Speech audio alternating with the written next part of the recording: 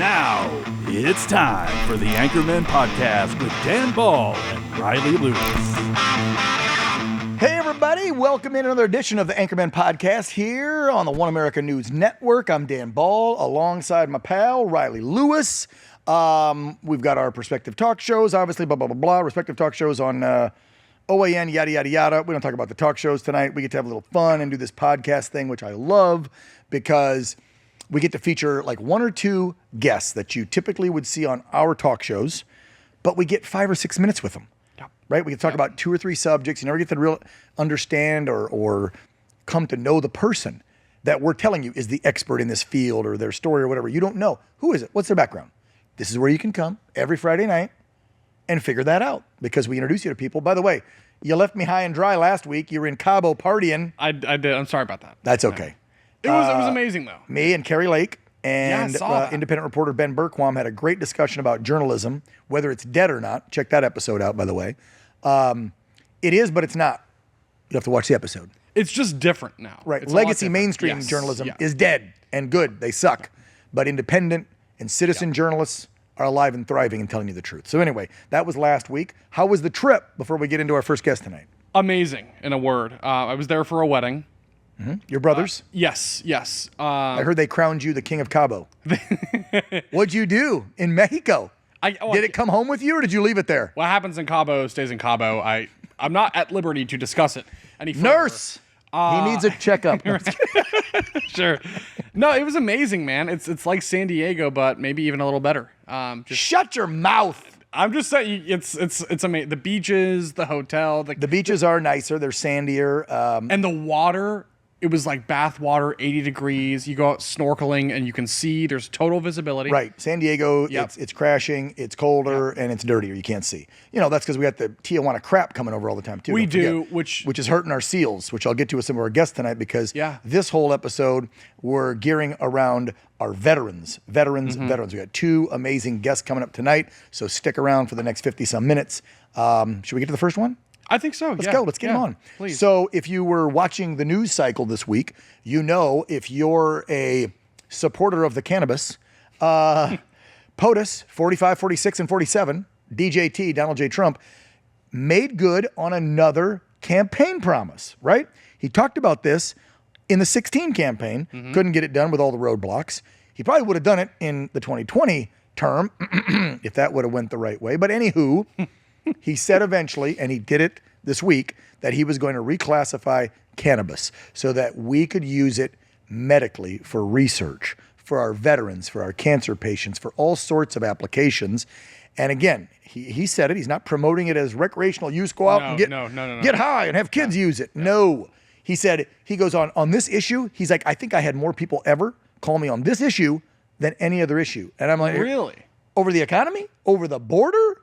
Over the Islam takeover, like all the crazy stuff in the world. And he said he got more calls because he's got friends that had cancer, knows a lot of veterans, active duty, doctors. Dr. Oz called him, RFK. Everybody's been bending his ear saying, you got to get this done. And what I found so amazing in that Oval Office, and I know we've got some video of that if you want to run it, Jared, in the back. In that Oval Office meeting, he brought in research doctors, actual doctors that are treating people, whether they've got PTSD and major trauma like our vets and other people, or whether they're dealing with cancer, or they just want to get off opioids because they're getting addicted, and that's all doctors ever want to give you is drugs. Well, and that's where the vets come in, right? That's all they give. Yeah, and so for me, and by the way, our guest is in this picture, but I won't tell you who, but he's in this picture. And he's getting a big smile from the president. I think I gave it away. Look at that smile. I freaking love that. That's incredible, actually. Look at that. Wow. He's like, I did it. See, I told you I would. All right, let's just bring him on. So the guy up in the upper left-hand side of your screen with the VFW hat on and that really strong beard, that strong jaw, that's my pal, Tim Jensen. He is the president of the Grunt Style Foundation, which is one of our proud sponsors, but that's not why we're having him on today. We're having him on because he got to stand in the friggin' Oval over DJT's shoulder while he signed this monumental executive order that is going to, in my opinion, and I'll throw this as the first question to our friend Tim, it is going to save thousands of veterans' lives and others, but I'm just going on the veteran thing because we're losing them to the tune of 40 to 50 a day because all we want to do is pump them full of opioids. And if you've already got suicidal thoughts and then you give them a drug that, oh, by the way, is a side effect is suicidal thoughts, what the hell are you doing? Every veteran that switched to cannabis has reported, I think Trump said it there, somebody, like 89% better quality of life. So Tim Jensen, welcome to the Anchorman Podcast. How you doing, brother? How was that experience? I got to tell you, I have been smiling all day long, just like in that picture, because something amazing happened today. And really what it comes down to is the President of the United States did something that was so bold, that needed to be done for so very long, just like every other issue that is in this country. These are things that are 20, 30, 40, oftentimes 50 years old, and it just takes somebody with a little bit of gumption and a little bit of, I don't know, call it balls, Yes. to go through and get it done. That's right. And, I stood behind the President of the United States today, and listen, I've said this a bunch. I carry no water for no man. That's not who I am. But I call balls and I call strikes. I stood behind a president today that went out of his way to not only, hold his promise, but to take bold action on something that needs to be done, that the legislative body was so carelessly reckless and wielding some, of their power against the American people by putting hemp and CBD at risk for veterans and Americans across this country that desperately need this stuff to regulate their pain, to regulate their anxieties, and all these other issues that we know through the Grunstyle work, the work we do at the Grunstyle Foundation. Inflammation and pain drive suicide. And if we want to make a big attempt in, really driving these numbers down, it's going to be stuff like this, big, bold action. By rescheduling from Schedule 1 to Schedule 3, every college in America now will have access to research this medicine. We're talking weeks, my friends, that we're going to have real data that's going to be like, hey, for all you guys that said that, reefer madness, that weed is bad, right? Or all the people that have been on the other side of saying, hey, marijuana has these attributes and possibilities. It's all going to come forward, right? Yep. And regulation is going to have to happen. So this is, my friends, one of the greatest things that has occurred in, I don't know, my lifetime, outside of the PACT Act of what we've done and a couple of other things. But, another point about this as well is, now 65-year-olds are going to have access to full spectrum CBD for their pain management. That'll be brought forward by Medicaid. That's fantastic. That's interesting. I know. Yeah. That. Well, Wow. yeah, the health industry won't pay for it because it was federally illegal. But now since Trump downgraded it or reclassified it, the federal block was the thing that was holding all this up. Because the researchers have been doing stuff. They've been in the wings waiting. They can't release anything, the ones that have done it. The ones that are federally funded couldn't do it at all. Now they can.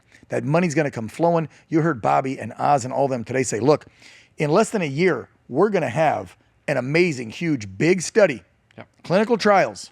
And I've been saying this, Tim knows him and I've talked about this. I don't know how the American people will poo-poo this report when it comes back and it shows our boys and girls that used to be in uniform, that have been dealing with suicidal thoughts, traumatic brain injury, you name it. When they show positive results from cannabis, how are you going to turn a blind eye and go, no, it's a bad drug, drug? And along the same lines, and Tim, I want your thoughts about this. How could anybody on God's green earth argue that the best thing we can do in terms of treatment is giving them these highly addictive, life-destroying opiates that just hollow you from the inside out? I mean, that's we have to be able to do better than that. Oh, right? He knows all about that, bro. Don't you, Tim? Yeah. And I want to be clear here in making sure that we're framing this the right way. There is a opioid problem, but what we're largely dealing with in this community is psychotropics, right? SSRIs, these Seroquel, these overprescribing of when I come into the VHA with an acute mental circumstance that is, a point in time, not long term. And the first thing that I'm being told by my practitioner is, you are a candidate for Seroquel, and I'm leaving that with my first engagement with that primary care provider. That's criminal. That's wrong, right? And that's what's happening. And what we have the opportunity of doing here in, with this a larger, broader case of expanding alternative modalities is that like the reduction of opioids, which was a problem in the mid-2000s in the VHA, if we do stuff like informed signatory consent, we can strike that down. We can strike these suicide numbers by 25% immediately. Yeah, right off the cuff by you just answered my reducing first question. psychotropics out of the system. Yeah, you answered my first question because I switched to how was that to see the POTUS and do this. But my first one was, and you just said it, I firmly believe, and the data proves, that the minute we start doing this for our vets, we're going to bring that suicide number down drastically. I think I've heard numbers of 20 to 30, and you just said 25%. And if you do it long term, I mean, Tim, you and I, our goal, and I firmly believe POTUS's goal is too, I've talked to him privately about this, is zero. We should have zero veteran suicides if we were really taking care of our veterans, the boys and girls that keep us safe in this nation. So, you know, I do everything I can with my little platforms that we have here at OAN. Tim, I know the foundation does amazing work, but I really think, as you just said, this was a monumental day. And not just for our veterans, for every American, even the naysayers that think pot's going to lead you to cocaine and then fentanyl, then you'll die of fentanyl. I mean, it's ridiculous, well, these claims. And I mean, no one wants 10-year-olds or 12-year-olds just using this stuff. I don't want you to use it if you're under 23 because the research shows until your brain is fully developed at 23, you should not use it. Follow the science. Yes. I follow the science on the transgender issue. I follow the science on COVID. I'm following the science on cannabis.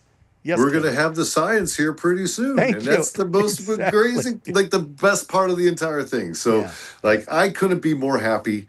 There's a lot of incredible groups that have worked so very hard to get to where we are today. Yeah. I want to talk about like Paige Fiji and an associate of ours that, really was the OG in bringing CBD forward, and as she was trying to find ways to save her daughter from this rare epileptic seizure that she was having. And by discovering CBD was a viable option to reduce those symptoms, she was able to have a relationship with her daughter before she died.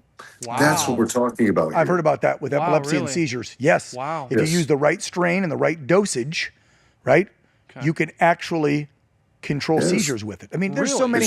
Tim, how many? I mean, we could sit here and give me like 10 applications. No, I'm kidding. But there's more applications than just PTSD and trauma and stuff. There's so many applications for cannabis, yet nobody's ever wanted to talk about it because, as you just said, the research wasn't there to back it up. Even though it has been by independent studies, just the feds would never allow it out there. Yeah, we can mainstream it so that it's verifiable and falsifiable, so we can know what we don't know about it as well. So we're going to have more data, and that'll give us more visibility so we know how to regulate, how to prescribe, and more precisely, right? I just hope Big Pharma doesn't get involved and screw it all up. Oh, I'm sure I do wonder how. I would imagine they will fight this really hard. Well, they've been fighting. Yeah, but now it's going to come out. For 50 years they've been fighting. Now they're going to have to get involved because they're not going to let somebody else take money out of their pocket. Yeah. Right, Tim? The best way of fighting your enemy is bring troops into the open. And that's really what we've done here, right? Nice. Now we've put Big Pharma, they are in the open, they are naked, and we now have the opportunity of really blowing this thing open and saying, hey, like, here's the real thing about cannabis. It has these principles, good, bad, or indifferent. The science now is there because we have the ability to research it, and it's going to be done in an expeditious manner. It's going to be done with a high efficacy of all the scientific data points that will make these people happy. Yes. And then we're going to be able to apply this in a way that's going to help people. Because here's what I know. Is that I have rheumatoid arthritis in ways that is so it's so painful because I have an autoimmune thing, probably from what I've been exposed to in my time in Iraq when I was living next to burn pits in Yusufia, right? And when I used CBD for my hands, that rheumatoid pain goes away immediately. Wonderful. So like for when we fought this problem in Texas, when the Lieutenant Dan Patrick tried to take this away from the I don't know why Dan did that. I liked him. That was stupid. Yeah, he's out of touch. These people are out of touch, right? Yep. And they're holding the purse for big liquor, big pharma, and for profit. And I'm not in that game. That aren't getting paid. I feel like some of them are just old school pearl clutchers. Like, no, Yeah. we were told for 50 years, you're in your 70s, Totally, 80s, sure, when you've been totally, told yeah, for totally. 50, 60, 70 years, it's a gateway drug, it's a gateway drug. That's what you believe. But yes, I do believe some of the politicians, I don't know if Dan's one of them, they have sold out. I mean, look what Trump said when you were there today about big pharma and big medicine. He was like, well, the Democrats mostly are paid, some Republicans, but mostly the Dems, they're in the pocket of big pharma and big medicine. Yeah. Well, I don't know if this is true or not, but Tim, maybe you can comment on this. But I've heard that when you're in Congress, it's like Big Pharma has an individual lobbyist for every single House rep and every single senator, and they follow these people around ruthlessly, just trying to influence their decision making. I don't know if that's true. I've heard this from former members on the House floor who've said that Big Pharma is so deeply embedded into the halls of Congress. They are practically following these lawmakers around, just trying to influence every little decision they make all the time. That's true. Yeah, I think too. If I was to opine on that, I think the problem that we have in American politics is that the minute that these people are elected, they have to start fundraising for their next election, right? And that opens the door for corruption and for these relationships that are money driven and put wedges between the people that actually elected them on day one. Yeah. So like it's the system is fundamentally flawed. To where it is today, not the system that before. Again, guys, our politicians were never paid. These people had real jobs, and they would come to Washington to legislate. Like now they're living off our backs like we're slaves. Like, get the hell out of here! It's disgusting. All right, so we got the big news of the week out of the way when it comes to cannabis and President Trump's executive order. What I bragged this show about up at the beginning, which we got to get to, Tim, is for folks to learn more about you. So, Tim Jensen, you're a Marine. I never say former, because once a Marine, always a Marine. This Zoomie's not stupid. So he's a Marine. He's the president of Grunt Style Foundation. That's separate from the awesome Grunt Style merch and retail side of the house. This is the charity side of the house. This is the side that's doing stuff for our veterans. So we want to learn more about Tim. You got to go back and tell us where you came from, what your folks did, when you went in the service, and then get us up to the point where you helped to create and work with Grunt Style Foundation. Go. Yes, it'll be a crash course real quick. There you go. Cliff Notes version. I joined the Marine Corps in 1997. I didn't want to go to college. I was not a scholastic person, right? My mind was, often drifting out fishing, right? Skipping school and going hunting and doing all the fun stuff. When I had the opportunity of, what I was going to do next, I ended up joining the Marine Corps. And it was mostly because of my grandfather's influence. When I found his medal box, he was a World War II veteran. And that it was really, Where really was this, by the way? Give us more background. Where was this? What town? What state? This was in, Chicago, Illinois. I was a young, I was maybe 10 years old when I, hit a ping pong ball under the attic, and I had a big family, 30 cousins. This is like some Clint Eastwood Gran Torino stuff in the basement, looking at the medals, Grandpa's medals and guns. Very similar. This right? is, I hit this ping pong ball into the attic. I'm like, this last ping pong ball is a Christmas type of event. All the cousins were there. So I have to go get the ping pong ball, right? So I climb into this dark and dreary, little space, and I find all these ping pong balls, and I find all this cool stuff like this Mexican sombrero. I'm like, oh my God, I put it on my head, and I find all this other stuff, and I find the cigar box. I open up, and there's a whole bunch of medals in it. I didn't know what any of it was, but I did have an Encyclopedia Britannica that my mother had bought me for my birthday. So I ended up, looking up what I could and found all these medals of his time in the Army Air Corps and the work that he did in campaigns in Europe. Nice. And what Grandpa have?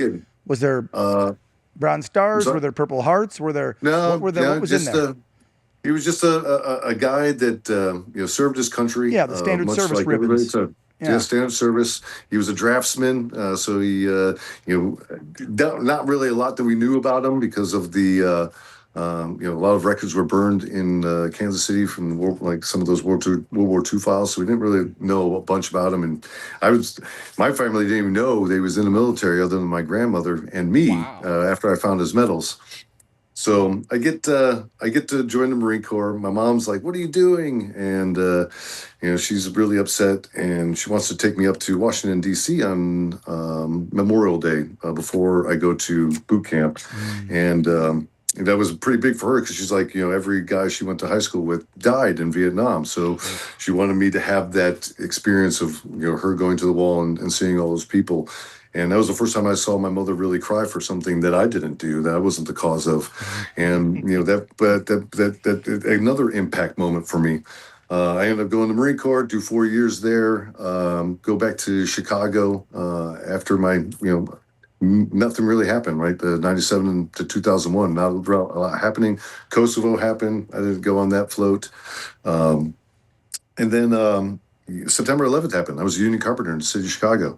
And but what I wasn't was a United States Marine and in active duty. So I tried to find my way back into military service. Found myself in an I&I station in Chicago. Find that unit is being turned up for activation, and I'm like, how do I go in this deployment?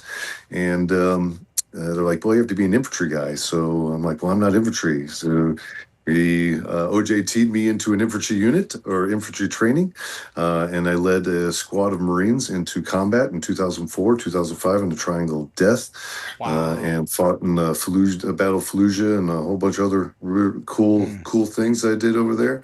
And the most important thing I participated was the first Iraqi national election, where I get to see millions of people vote for the very first time. And something I'd never, we experience that much differently here in the United States, to see a country vote and a person vote for the very first time in their life and their existence, and never really understood what liberty was. That again was a defining moment of my existence and what I participate in. And from there, kind of got back to the real world. I had a son that was born when I was away. I didn't know how to be a father because I spent the last year of my life destroying things and people. So I continued on that path and turned the weapons inward and started destroying myself. Got to the point where I couldn't. I was too much of a weakling to take my own life, so I put myself into positions that I was hoping other people would do it for me. And I learned that I was stronger than them. So I ended up hurting more people. And that was not right, and spun my life out of control, lost a little bit of everything. Lost my marriage, lost my children, lost my home, lost a lot.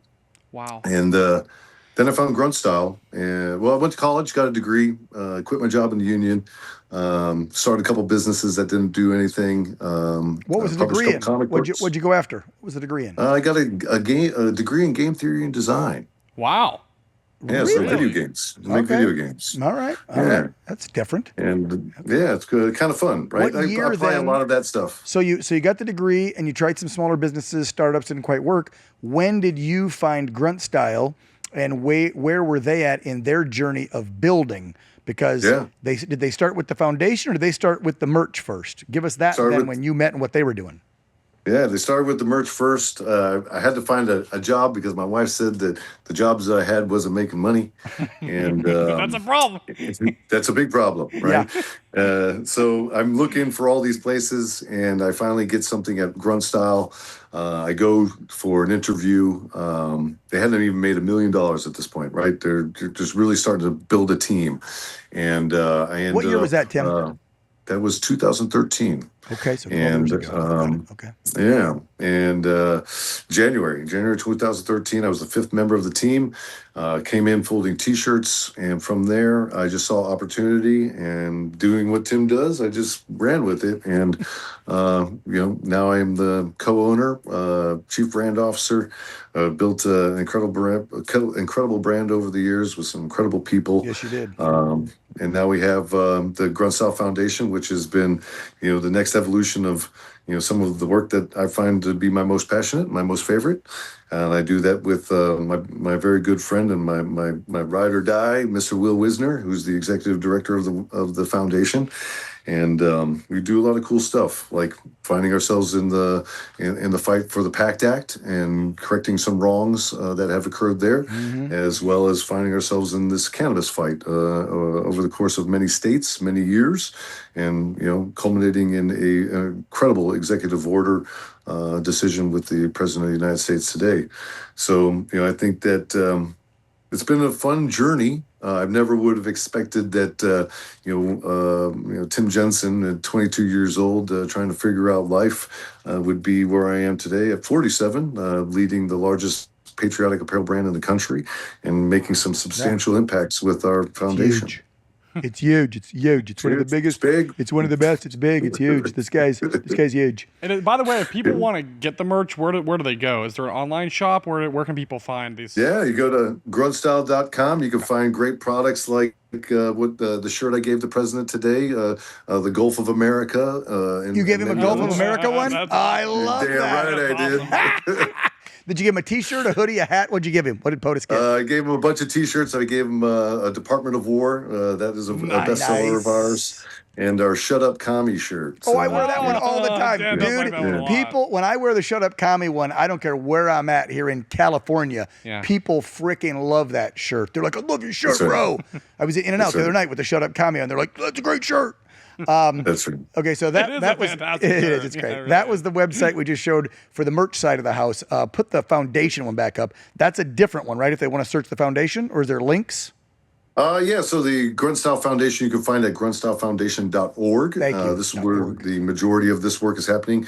You can find all of the initiatives that we are involved in, as well as a donation if you are finding yourself in a position to contribute to the work that we do. It is a very small operation. We are very nimble. We are a bunch of combat cats that have learned long ago that we have to do more with less, and we certainly try to do that. The military. But you're seeing there's some stuff like medicating normal that we post on our site. Talking about the overprescribing. That documentary is something very fascinating. Of really paints a picture of what is happening within our community. Like, feelings are normal. Having feelings after somebody died, that's normal. Having anxiety after some big event, that's normal. What's not normal is taking psychotropics for 6 years after that event, and you're constantly saying, I'm not going to kill myself. I'm not going to kill myself 6 years later. Like, that's not normal. So these are some of the things that we really address on that side of the house. That's awesome. Wow. I noticed on that paragraph on the foundation website, it said about providing resources for them. Can you talk about the things that you guys have been doing for veterans in the past, currently, and then in the future? Because I know you told me there's some big initiatives coming in 26 that you guys want to do for the vets. So fill us in on past, current, and future. Yes, absolutely. So we started out with food insecurities, and we delivered tons and tons of food to active duty military that were, living on food stamps, guys. Active duty people living on food stamps. Trump corrected that problem. Just let that sink in. Sorry to interrupt again, but just let's let that. Can we just let that sink in? The boys and girls, 18 to 20 something, I say that as a 51-year-old man, boys and girls in their teens and 20s that are putting the uniform on and serving us don't have enough frickin' money to eat and feed their families. Okay, go ahead, Tim. We took that to 4 military bases, delivered a bunch of food to those individuals. We also have delivered hyperbaric oxygen chamber therapy units to to 13 veterans that have and first responders that are in need of that form of therapy, which is highly oxygenated, pressurized therapy that happens over the course of an hour or two inside of a pressurized chamber in the convenience of their own home. We're very, very proud of that. We also have our Irreverent Warrior Suicide Prevention Program that is a chapter-based initiative that happens in 90 cities across the United States.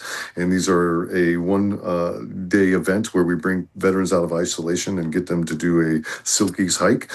These are really containers built for veterans. We don't allow non-veterans to participate in the hike themselves, but an auxiliary type of membership partnership, so they can, experience what is happening. But the containers are generally built for veterans so they can have these very unique and emotional conversations with the people that get it, right? And they don't, and it evokes different types of conversations inside of a very safe container. So this is why I love what you guys do, Tim, is because, and I've heard this from vets in my 30 some years in journalism, talking with veterans from literally from World War II and up. I remember my days working in Vegas. I talked to a lot of World War II vets over there, Korea, Vietnam, now, of course, Iraq, Afghanistan.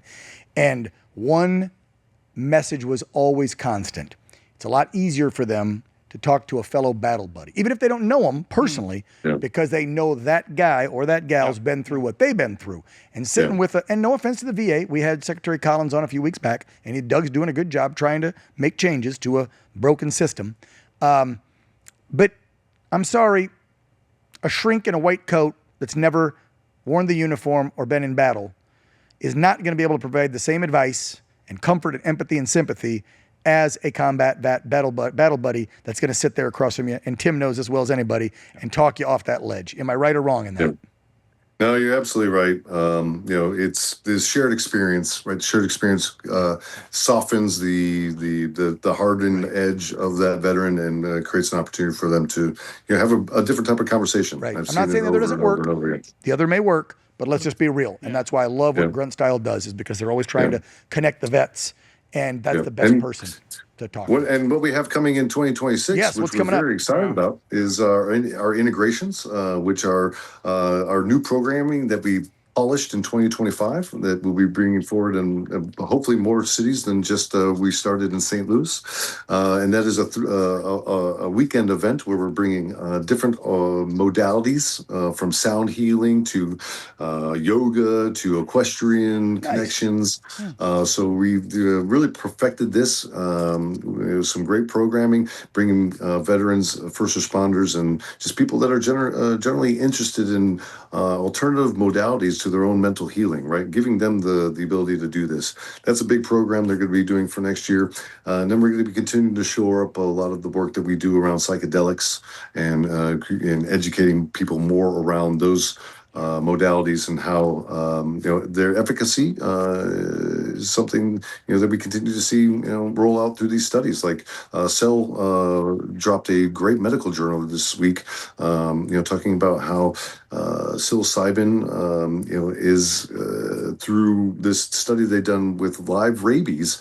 They were able to watch psilocybin repair the brain in real time. So we're going to continue on that work. So we're very, very excited. A lot to happen, and and I hope to continue to have the opportunity to share these moments with you guys and your incredible audience. Well, let me just tell you, love you, brother. We love everything you're doing at Grunt Style Foundation, the charity arm.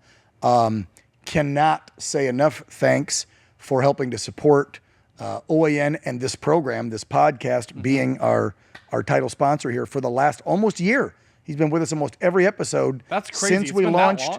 We launched the first week of February, I think, or end of January, somewhere in there. Really? And Tim jumped in, I want to say in February or March. Wow. So they jumped in within a few weeks of us getting on the air. Yep. And it's been a great partnership. Wow.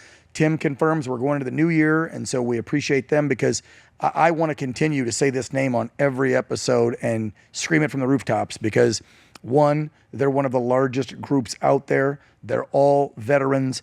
They know how to talk and work with veterans. And then, of course, the outreach programs, the helping with the suicides.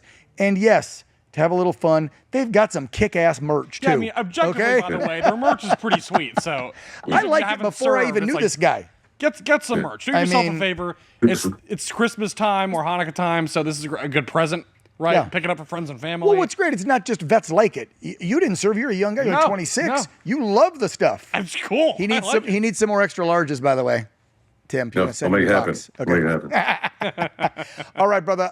We got another veteran that's going to join us here in just a minute, so we got to wrap things up with you. Just let's go back to your experience. How did that feel? And I just want to see that picture again, because I love seeing 47 looking up with that grin he's got when his mouth's closed, and and Tim looking down and the smile. Can you bring that back up, Jared, real quick? And just look there it is. Yeah. Look at that. This guy, when you see that should be on the pitch. Should be on every newspaper in America, right there. That picture. That's a great pick, man. Really, I'll tell you, I've had the opportunity of being around Trump a couple times. In his first administration, I was up there for the convention at the Fort McKinley, which was another incredible event. Trump is a showman. Right, but not only is he a showman, I think there's a level of authenticity that comes with that guy that you're not going to find anywhere else. No, never again. His comedy, his warmth, yes. Right? good, bad, or indifferent. I know that he's a lightning rod of controversy, but what I felt when I was in that room, and I felt like he wanted us to be there. Yeah. He wanted everybody And you got in a that personal room to invite from the understand White what was House. He happening. wanted you there. Yes. Is that I correct? got a call yesterday from their staff. The day before. Asking me Hey, to, by the way, to the get on president wants plane. you here. Fly in right now. Tomorrow we're doing this. Wow. That's how quick. That's why. Because did I reach out to you? You reach out to me. I forget. And you're like, by the way, I don't know if I can do the podcast. I'll be in D.C. And I'm like, I hope you can. What are you going for? And he's like, I don't know if I can say. And then it just dropped. The headlines were dropping. Like right as Tim was texting, calling me. Thursday, Trump plans to reclassify. And I'm like, I know what you're going for. It just dropped. But that picture is because it's so iconic because you have our veterans there. There's medical doctors who are treating people with cancer, PTSD, you name it. There's research doctors there in that shot right there. Dr. Oz is over to the president's left, and Bobby Kennedy, who's been talking about helping out vets for years as well and using cannabis. So that room was filled with people, experts, and folks that can really relate to why this was so important and what a massive, massive deal this was. An amazing moment, and not just for you, but for every person out there who has wanted the truth about cannabis and the applications it can be used for to finally come out. We're going to get that information.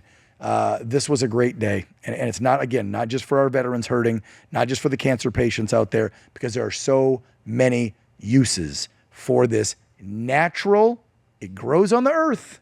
It's like the aloe vera plant God gave us, right? I make this analogy all the time. You get a sunburn, you don't have to go to CVS and spend $12. You can go grab the aloe vera plant, crack it open and go like this, and it cools your sunburn. God gave us that plant. You can go put it in some butter, or smoking it I don't recommend because lungs, but go eat it as an edible or drink it in a can of soda, and it does so many things for you. Again, I'll shut up about it. Tim, final word to you before we get to our next guest, brother. God bless you. Well, I would say, my friends, my name's Tim Jensen. I'm just a regular guy that was tired of watching my friends die.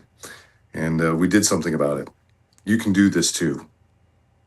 I love that. If you feel passionately about it, get a bunch of people together, get after it, and solve the problem. Because that's the only way that we're going to fix things in this country.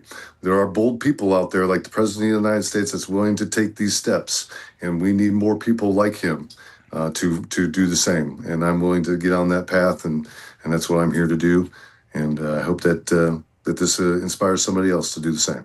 Love it. Tim Jensen, Marine, President, Grunt Style Foundation. Love you, brother. Thank you. If I don't see or talk to you, Merry Christmas. Semper Fi. Yeah, love it. Wow. Great. All right, we still got about 20 minutes left in this podcast. So we'll give our next guest a second to get dialed in to the waiting room there, and then we'll bring him up. But, man, Yeah.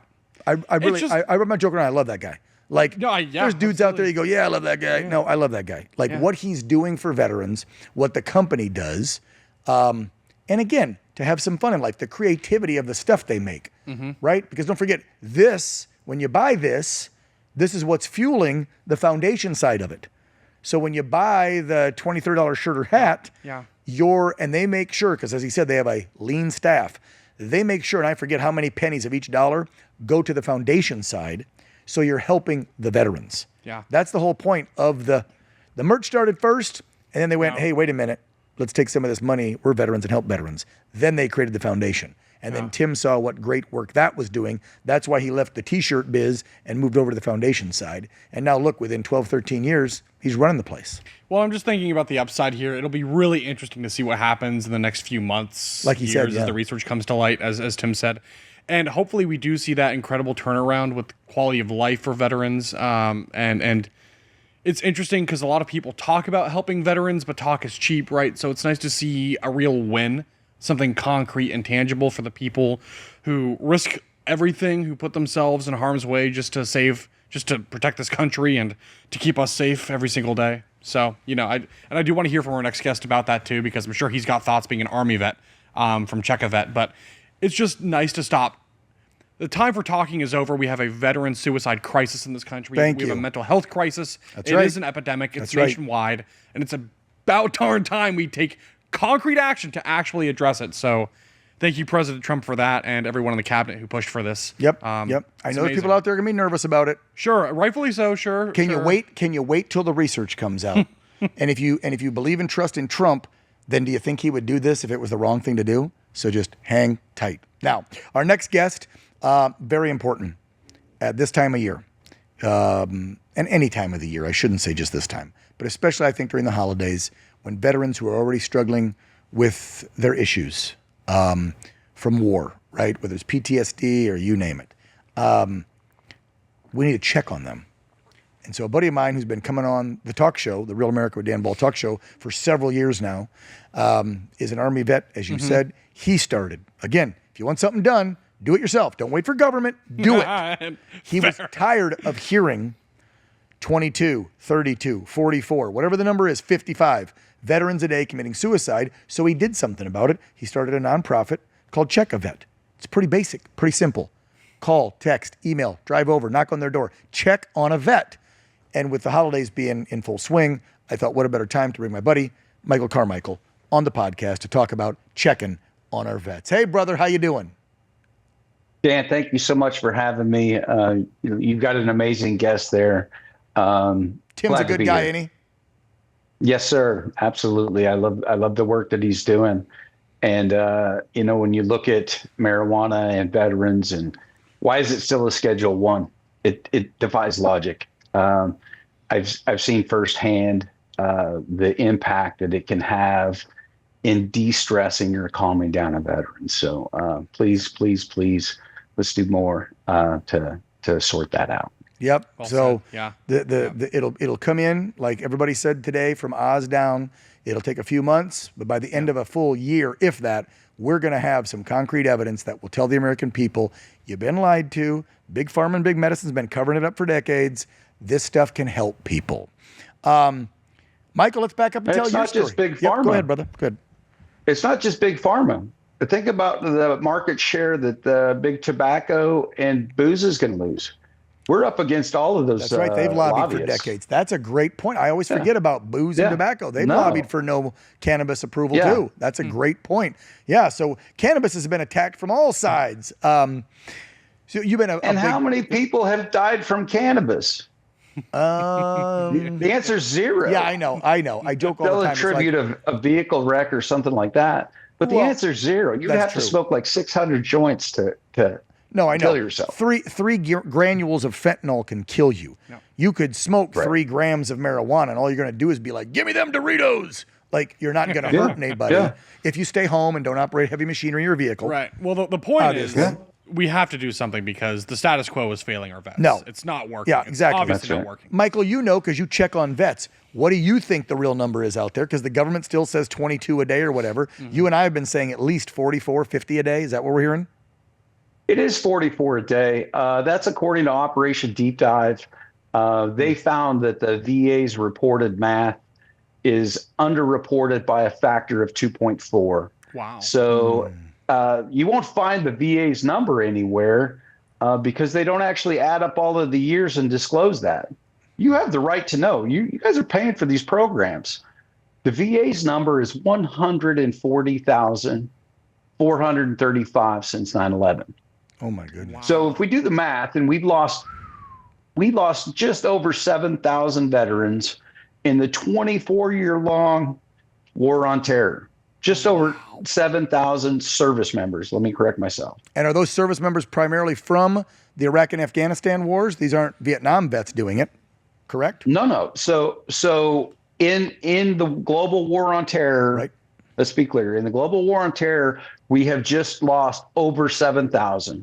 That's service members and that's contractors. How many did we lose in the war?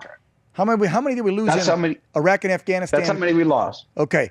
7,000. That's it. Okay. Suicide numbers versus actual combat fatalities. Yeah. That's got to be a staggering number. Tell them the difference.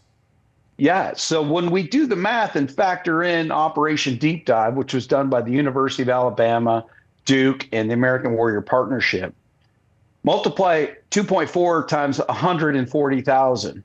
Oh Dan. No, that's 360,000. It's more than that because there was constraints within Operation Deep Dive that they were insurmountable. That's insane. Things like they had to exclude veterans who were 65 and over. You want to know why? Because the record keeping back in the early 70s and fires in the VA's record keeping, they lost so many records of veterans 65 and over.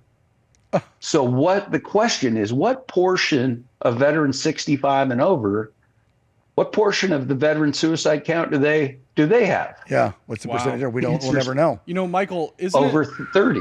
I mean, we do over have 30%. I mean, this is. We have some vets in Congress who speak about these issues all the time. They're very concerned, and I appreciate that. But we have so many people in Washington, D.C. who just overlook the issue, and I don't understand why. And I do want to get your thoughts about that, because it's the fact it's taken this long and it's taken President Trump via an executive order to do this. It's like, where is Congress? Where are the lawmakers? Where are the people who presumably, are interfacing with these vets all the time and these agencies who are supposed to be overlooking them and regulating them? Just what explains the lack of inaction from them? Tim, I've had this conversation with Dan, in our personal time, and I hate to say it, but the truth does come down to politics.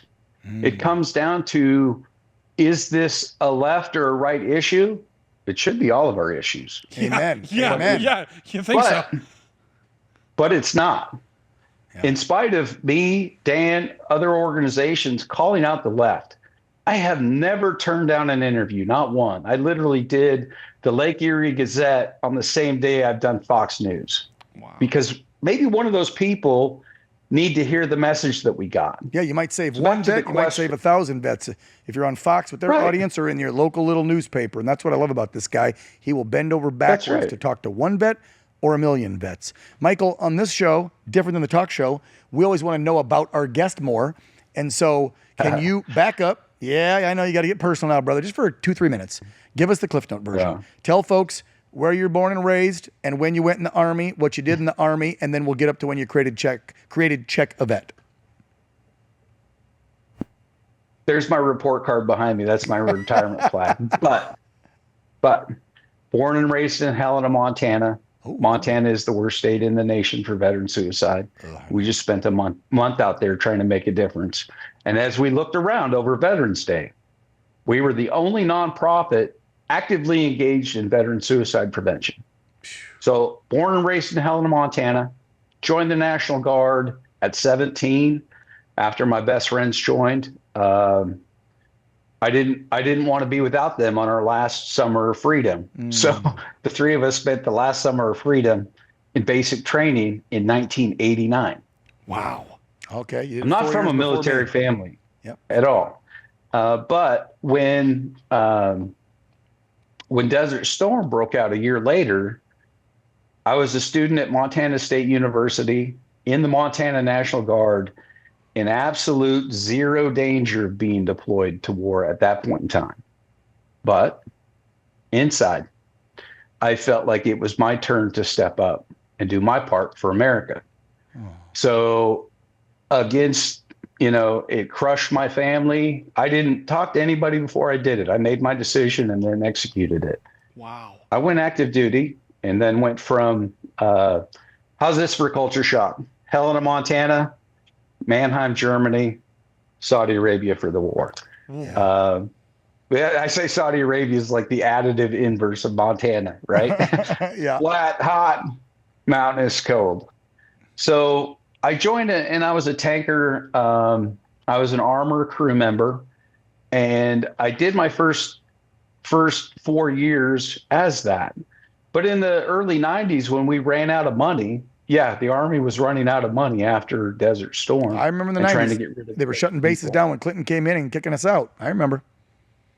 We couldn't even start a tank. We needed an 06 or above signature to start a tank because the fuel of it, just the startup procedure, consumed. Jeez. I'm like, screw this, man. I got more to offer. I ended up going to Special Forces selection in May of 94. Nice. That started a 22-year career in Special Forces. Wow. I was very blessed. I spent 18 years straight in 5th Special Forces Group. That's nearly a career. And I say that I must have been keeping my bosses happy, and I must have been keeping my men happy enough to continue to follow me, even if it was just out of curiosity. Dan, like, what is this guy going to do next? So you've dedicated your entire life to service, brother. When did you finally retire, and when did you then get us up to Check a Vet? When did you go, holy cow, I got to do something about these suicide numbers. I'm going to start a foundation. So get us from retirement to Check a Vet. Okay. Retired 1 January of 16. Oh, just 9 years ago. My retirement anniversary is coming up. Okay. You know, it's happening at the end of the month. Yeah. So 9 years you've been out. And okay, so when does Check a Vet? Yeah, when does Check a Vet come out? Sometimes you learn the right model by being a part of a less effective model. And initially I was in a model which was co-founded with one of your other friends, Aaron Lewis. Okay? Oh, really? Yeah. Wow. Okay. Yeah. I was one of the co-founders for an organization called Weekends with Warriors. Okay. All right. And the idea there was the kind of go-to, let's prevent veteran suicide by taking them hunting and fishing. Maybe we'll think about bringing them to concerts and all of this. Yeah, pics and videos with Aaron doing stuff on the weekends. Okay. Oh. So you were part of that first. Right. That was back in 17 or 18? So that started in 2016, 17. Okay. But from the beginning, I asked Aaron, I was like, brother, you know, and I love Aaron Lewis. He's so generous with us. Yep. And genuine guy. But he doesn't know what he doesn't know. And I said, how many veterans can you let come to every one of your shows? 5, 10, 100? And he gave us a number, which was very generous. However, and then I did the same thing with the hunting and fishing. How many veterans can you do this to? And it's onesies and twosies. But the problem with that model is, and I shared it with them initially, I said, guys, you can do the hunting and fishing and NASCAR and concerts for 100 years, and you won't make your mission. Aaron wanted to affect the number 22. That was his mission statement. Yep. So you could do this for 100 years and you won't make it. No. Well, why? You know, okay, you're the smart guy in the room. You were in the Army all this time. And in 2016, there was 28 million veterans. 28 million, right? You would have to bring like 5,000 veterans to the show. Yeah. In order to make a real impact. So like a good soldier, you said, if you can't get something done, I'll go do it myself. Is that how it went down? You know, my talking point from the very beginning was that we need to raise awareness to veteran suicide. Yes. We need to slap people in the face with the number. But most importantly, what we need to do is educate Americans on the signs and symptoms of veteran suicide. Yes. Do calls to action to actually make Americans appreciate their veterans. Dan, we're both Christians, right? We've had these conversations. Yes, and as a Christian, I owe everything to two people, Jesus and veterans. Because if we didn't have it, where would we be? There you go. Period. There you go. So it's raise awareness, call to action, but most importantly, it's the education. It's the education, these free resources that we provide at checkavet.org. Yeah. They save lives every day. And we broke it down into a 6-page handout, and we digitized it. They can scan a QR code. They got it. You can download it from the website. You got it. Well, so what are those resources? Yeah. And when did you launch? Check a Vet became an entity in 2021. Okay. And actually the first person to join as a board member was a guy who just off-ramped from being the Secretary of Defense, Chris Miller. Oh, wow. He was President Trump's last Secretary of Defense. He was one of the few that stuck around, right? So as the story goes, you know, I had reached out to Chris, and he was literally, you know, packing up his box from running the Pentagon. And we were out in Arlington. I was burying one of our soldiers who had passed of cancer. Chris wasn't available, but he asked me what I was doing. The background in this relationship is Chris has known me since 2004 when he was a battalion commander in charge of 18 ODAs in 5th Special Forces Group. I don't know what it was, but back then he saw something in me that gave him the trust and confidence in me to actually be a combat commander as a young warrant officer. I had a lot of enlisted experience, but our relationship of brotherly love, trust, and confidence in each other spans all the way back to 2004. So I had asked him, hey, all right, I pitched this idea when he asked me what I was into. I says, hey, man, I don't like any of the models that are out there. To me, it looked like a lot of hunting and fishing things, which were very clever fundraising events. However, and there's the horses, and there's lots of different things. right. But again, you this is why I gotta like horses, right? But it's so you gotta like dogs. Yeah, this is so simplistic. Check on a vet. That's right. Give them a call, shoot them a text, email them, drive to their house, knock on the door. That's right. Say howdy. If you know how to get a hold of them, talk to a family member that knows them and tell the family member, can you go check on my buddy? Like, check on the veteran. It's not that damn difficult.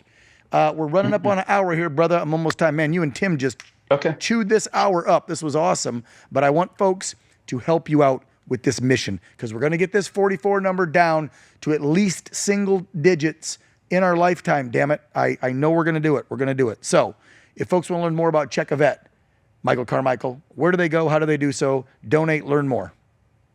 Go to checkavet.org. Right there on our landing page, you'll see this free resource that can help you help your veteran if they're in crisis. Stay safe. You can follow us across social media. Check a Vet 365. It's in our name. Every day, check on your veteran. Thank you. But more importantly, go look at our website and look at our 990. And I even disclose our ledger on our website to show you where the money is and where every penny goes. Wow. I challenge you to find another organization that does that. Yeah, like every penny he gets goes to help. I'm scared to death with this money. The most important thing is my reputation. That's why I do that. Yeah. And I haven't drawn a penny for a paycheck in the last 5 years. I've done this for free between my disability and my retirement pay. Hey, the government is still paying me to do something. I might as well be spending my time to keep my brothers and sisters safe. Whatever I can. How many charities out there that aren't taking a paycheck?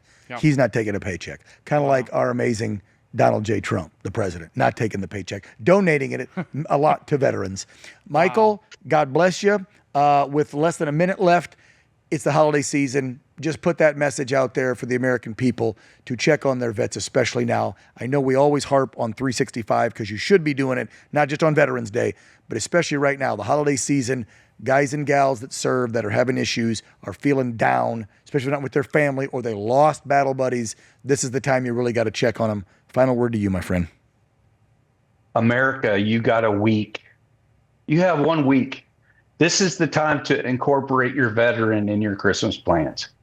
Your veterans need to be a part of your circle. You can't keep an eye on them if they're not. Have the faith and confidence in the programs that Check a Vet has. It's as simple as what we've talked about. However, we have some innovative approaches to preventing veteran suicide. Maybe next time I'm on, we'll get into more of that. So, Dan, you're the man. You're the only person that calls me out of the blue and says, hey, will you do this? Everybody else wants me to hire a PR firm and spend tens of thousands of dollars. We can't do that. We're going to get more people to get Dan, you you're on the more man. shows. We're going to get you more exposure so we can save more veterans. That's what I'm about. And so if I could give you airtime every day, I would. Get on Riley's show. I'll connect you guys via text. He's got a talk show here as well. He'll get you exposure on his. Michael Carmichael, everybody. God bless you, brother. If I don't see you, Merry Christmas. Happy New Year. Merry Christmas, everybody. Tim, it was nice to meet you. Thank you so much. Thank you, brother. Appreciate you. I don't know that he heard Riley, but that's okay. It's all good. Love, the point. We love Michael. What matters is he's doing amazing work and his organization. Please check that out, by the way. They're on socials. And I do want to have him on the show just to promote and plug, do whatever I can. With Remind my me. little I'll get you. platform, I'll get you his number. I'll text you. Please. Let's wrap things up. We're out of time. That's an hour already. Yeah, How about I can't them believe apples? That. Wow. Okay. Well, of course, this drops every Friday. We got weekly episodes that drop. Matt does his that drops Thursday, right? Thursdays at 7. We drop ours Fridays That's at 7. Mm-hmm. They're on OAN's YouTube channel, Truth, and X. So you can watch them in those three places. Go to the website for everything OAN. It's OANN.com. Big thanks to the Herring Family Network for giving us this hour every Friday to hang out and have some fun. And obviously, big thanks to the folks at the Grunt Style Foundation. We'll see you next Friday. Riley, final word to you, big guy. You got questions, comments, feedback, concern, make sure you put that down below on social media. This is on YouTube as well and Rumble, I believe. If you have guest ideas or suggestions, just let us know. We're always curious to hear from you guys. Otherwise, make sure that you just like, subscribe, share with your friends and family because we do this every week. And otherwise, have a very good holiday season. We say Merry Christmas here. Merry Christmas. Happy New Year. See you next week. Want to see more great videos like this? Click on the link below to subscribe to OAN Live and watch Dan Ball's Real America and The Matt Gaetz Show on Dish Channel 212. Tune in, subscribe, and watch today.